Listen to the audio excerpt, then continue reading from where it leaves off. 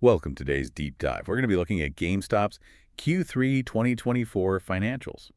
You know, their Form 10Q, to see what's really going on. Oh, yeah. I'm excited. Are you ready to explore? Absolutely. I think this is going to be really interesting. This isn't just a bunch of numbers. This is like a story. It's a story about a company that's trying to, reinvent itself in a really rapidly changing industry. Okay, so paint the picture for me. What's the headline here? What's the big strategic move that GameStop seems to be making? Transformation. Plain and simple. They're shifting from a traditional brick-and-mortar retailer to a more diversified and potentially more profitable business model. I'm intrigued. Give me some specifics from the 10Q that support this idea of transformation. What are they actually doing? Okay, so they've pulled out of several European markets: Ireland, Switzerland, Austria, Germany, Italy. That's a pretty big sign that they're reevaluating their global footprint. And then there's a hint in the 10Q that they're reviewing their store portfolio, which often means we could see some significant store closures on the horizon. So streamlining, maybe even downsizing. Sure. But how does that translate into this idea of diversification? Are they just trying to shrink their way to success? No, not quite. They're aiming for what they call optimizing their core business. As part of a bigger strategic plan, they also talk about leveraging their brand for growth and, crucially, achieving profitability. Okay, leveraging their brand. I can see how a name like GameStop has cachet with gamers. But what does that actually look like in practice? How do you leverage that kind of brand recognition when the gaming world is going so digital? Yeah, that's the million-dollar question. And the 10Q gives us some clues. They're putting a big emphasis on what they call omni-channel retail excellence, essentially. They're trying to provide a seamless experience, whether you're shopping online or in a physical store. So meeting the customer wherever they are, digitally or in person. Smart move, but also a huge challenge. But before we go down that rabbit hole, let's talk about the financials themselves. What's the overall picture the 10Q paints? So, for the 3 months ending November 2nd, 2024, their net sales decreased by 20.2% compared to last year. And for the 9 months ending on the same date, the decrease is even larger, 27%. Okay, that's not great. But I have a feeling there's more to the story here. Are there any bright spots in these numbers? Anything that hints at their strategy working? Yeah, here's where it gets interesting. Despite those sales dips, their gross profit margin actually increased to 29.9% for the quarter, up from 26.1% the previous year. Well, hold on. So they're selling less, Yeah. but making more profit on what they are selling. How does that work? It's all about shifting their product mix. The 10Q shows a clear increase in sales of collectibles as a percentage of their total sales. For this past quarter, collectibles made up almost 20% of their sales, compared to just 16.5% last year. So fewer new games, more Funko Pops and limited edition whatnots. But how does that lead to higher profits? Think about margins. Collectibles generally have higher profit margins than new video games, which are often subject to price wars and discounts. By selling more collectibles, even if overall sales are down, GameStop can boost their overall profitability. That's clever. Focusing on the things that bring in more profit per item. Is there anything else contributing to this margin improvement? You mentioned pre-owned something earlier. Pre-owned hardware and accessories, it's the same idea as collectibles. They tend to have higher margins than brand new items. And the 10Q shows that this category is also growing as a percentage of GameStop's total sales. And so they're making a calculated shift away from relying on new game sales. And embracing these higher margin categories. Right, that can't be the whole story, right? What about those big investments everyone's talking about? We're talking about their investment committee, right? The one headed up by Ryan Cohen. The one and only. What does the 10Q tell us about their investment strategy? Are they going all in on meme stocks and crypto? Not exactly. What's interesting is they've revised their entire investment policy, giving this committee, led by Cohen, more influence. The 10Q suggests they're trying to align the interests of the company and its directors, even encouraging personal investments from the board. So putting their money where their mouths are, so to speak. I like it. But any savvy investor knows there's risk involved. Does the 10Q acknowledge that? Oh, absolutely. They explicitly state that there's potential for significant fluctuations in gains and losses from these investments. They're definitely not shying away from the fact that it's a volatile game. High risk, high reward. But they've got to have some serious cash on hand to play this game right.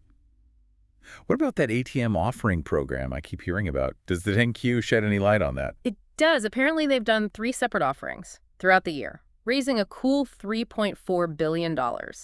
In gross proceeds, that's a lot of financial firepower to fuel their transformation. Wow, $3.4 billion.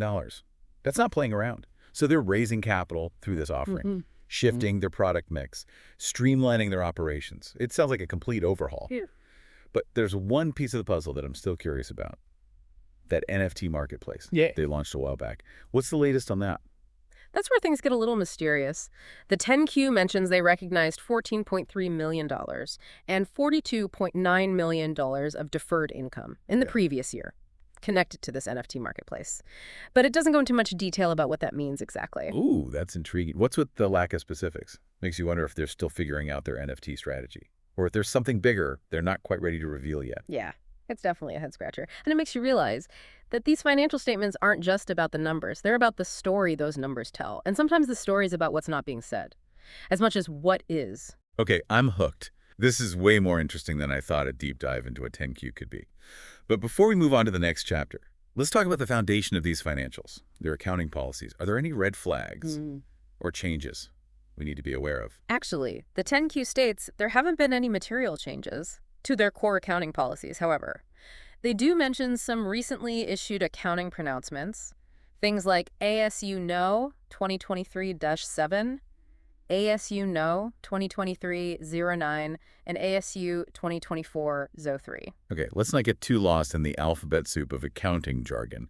What do these pronouncements mean for us, the non-accountant folks trying to make sense of this? Essentially, they're heads up about potential changes in how companies will be required to disclose information in their financials going forward. It's like they're signaling that future 10Qs might look a little different, offering potentially deeper insights into their operations. So more transparency on the horizon. We'll have to keep an eye out for that. But for now, let's take a step back and reflect on what we've learned so far. What are the key takeaways from this first part of our deep dive? I think the big picture is that GameStop is undergoing a radical transformation. They're streamlining, diversifying, and making bold bets in an effort to stay relevant.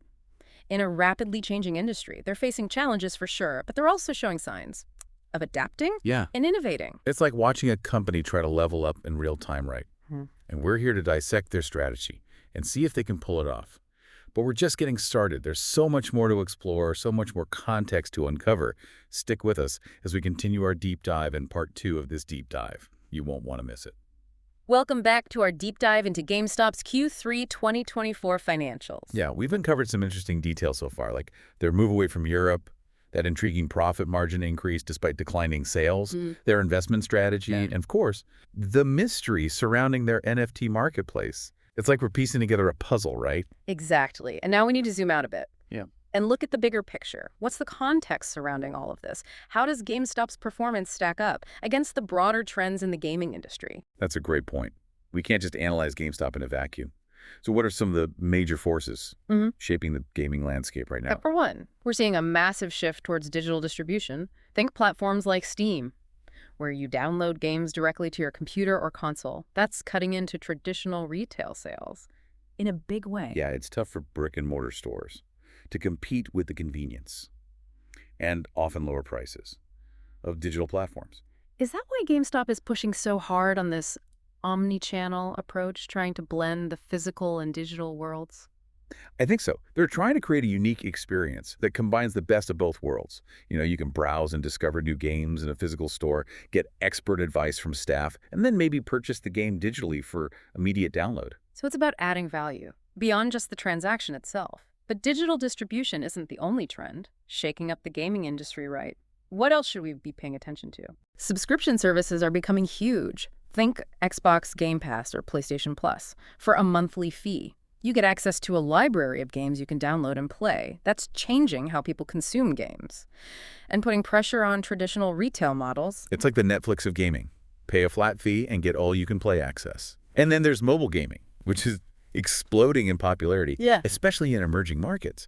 GameStop doesn't really have a presence there, do they? Not really, and that could be a challenge for them going forward. Mobile gaming is attracting a whole new generation of gamers, and it's a market GameStop can't afford to ignore. They need to find a way to tap into that growth, or risk being left behind. So they're facing pressure from digital distribution, subscription services, mobile gaming. It sounds like a tough environment to be in.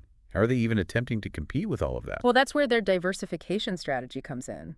By expanding into collectibles, they're tapping into a different kind of demand, one that's less affected by these digital trends. And collectibles, as we discussed earlier, offer higher profit margins It's like they're finding their niche, their area of expertise, where they can potentially thrive, even in a rapidly changing market. Exactly. And their investment strategy could be another way to stay ahead of the curve. By investing in emerging technologies or gaming startups, they're positioning themselves for future growth, even if those investments come with risks. It's like they're hedging their bets, spreading their risk across different areas, and hoping that some of these bets will pay off big. But let's not forget about the competition. GameStop isn't the only player in this game. You're absolutely right. They're going up against some giants, Amazon for one, Okay. with its massive online marketplace and logistics network. And then there are the digital platforms like Steam, which have a dominant market share in PC gaming. So how does GameStop differentiate itself from those behemoths? What's their unique selling proposition? That's the question they need to answer. I think they're banking on their brand recognition and their ability to create a unique omni-channel experience. They're also trying to cultivate a sense of community, something that's harder to replicate online. It's like they're trying to become the go-to destination for gamers. Not just a place to buy games, but a place to connect, discover, and engage with the gaming culture. But it's a tough uphill battle against some very deep-pocketed competitors. It is. And we can't forget those intriguing details from the 10Q, the NFT marketplace mystery, those European exits, their revised investment policy. They're clearly willing to experiment and take risks, which could pay off big or lead to costly mistakes. It's like they're throwing darts at a board, hoping to hit a bullseye, but also knowing that they might miss the target completely. It's exciting and a little bit nerve-wracking to watch. It certainly is. And that brings us to the key question for part 2 of our deep dive. Can GameStop's transformation strategy succeed in this challenging environment? That's a question we'll be exploring further in our final part.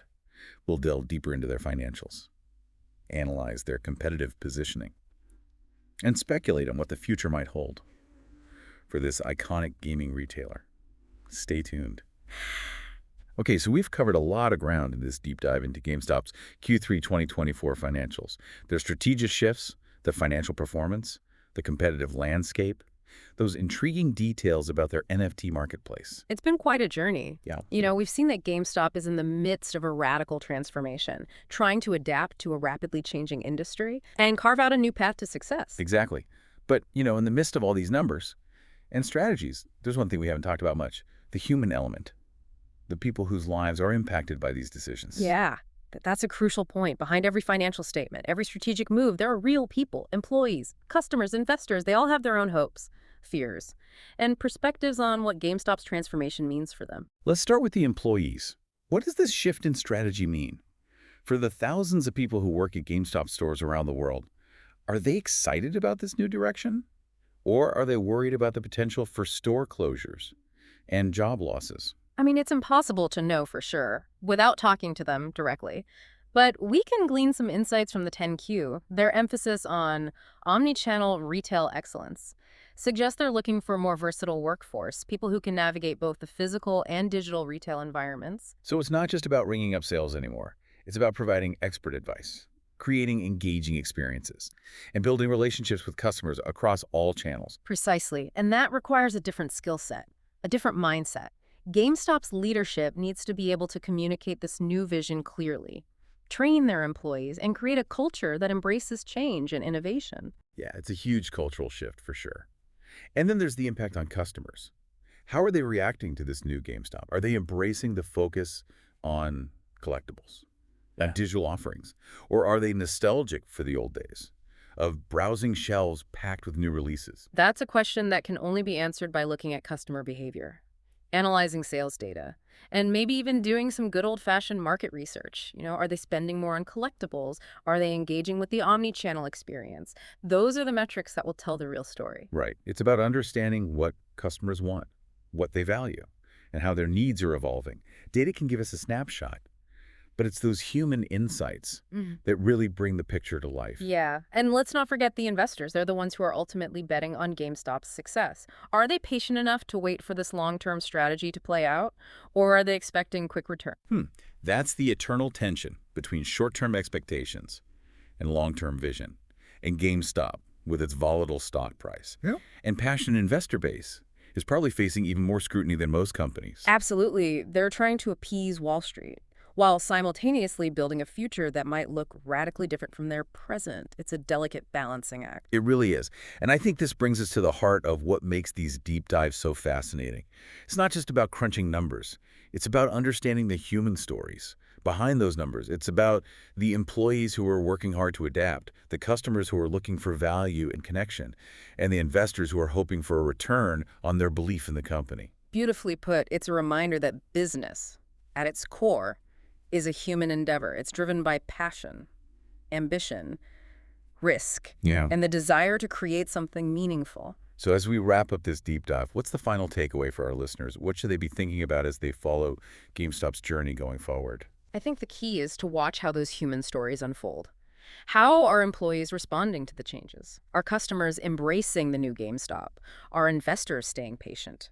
The answers to those questions will ultimately determine whether GameStop's transformation is successful. It's like we've given our listeners a set of lenses through which to view this company's evolution.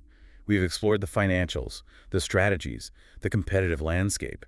Now it's up to them to continue observing, analyzing, and drawing their own conclusions. Yeah, and to remember that behind every balance sheet, every income statement, every strategic decision, there's a human story waiting to be told. It's those stories that make the world of business so captivating.